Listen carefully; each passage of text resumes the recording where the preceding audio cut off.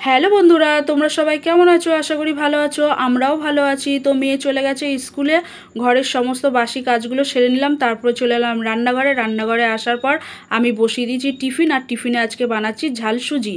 তো আমার টিফিন বানানো হয়ে গেছে, তারপর আমিও রেডি হয়ে নিয়েছি। এখন আমি বেরোবো মেয়েকে নিয়ে আসার জন্য। তো মেয়েকে স্কুল থেকে নিয়ে আসা হয়ে গেছে। নিয়ে আসার পর আমি আমাদের তিনজনের জন্য বেড়ে নিলাম টিফিন। তো এখন আমরা খাবো টিফিন। আর তোমরা কারা কারা ঝাল সুজি খেতে ভালোবাসো আমাকে অবশ্যই কমেন্ট করে জানিও।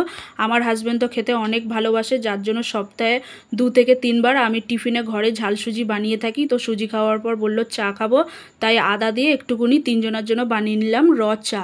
চায়ের কাপটা ব্ল্যাক কালার হওয়াতে তাই চায়ের আর কালার বোঝা যাচ্ছে না।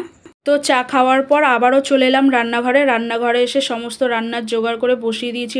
ভাত বসিয়ে দিয়েছি, ডিম সিদ্ধ বসিয়ে দিয়েছি। এখানটায় সোয়াবিন গরম জলে ভিজিয়ে রেখেছি। আর আগের দিন মেলায় গেছিলাম, মেলার থেকে অনেক রকমের পাঁপড় নিয়ে এসেছিলাম। তো সেই পাঁপড়গুলো ভেজেছি। আর ভাজার পর দেখলাম 3টে ফুচকা বেরিয়েছে। জানতাম না ফুচকা বলে, ভাজার পর বুঝতে পেরেছি ফুচকা বলে। তো মেয়েকে ফুচকা 3টে দিয়ে দিলাম। তো মেয়ে খুব খুশি হয়েছে।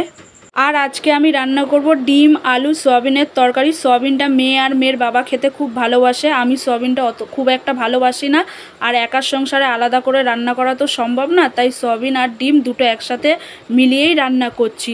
তো আমার রান্নাবান্না কমপ্লিট। তো চলো ভিডিওটা এই পর্যন্ত। যদি ভালো লেগে থাকে অবশ্যই লাইক শেয়ার কমেন্ট ফলো করতে ভুলবেন না। এখনকার মতন টাটা। সবাই ভালো থাকবেন, সুস্থ থাকবেন। সবাইকে টাটা।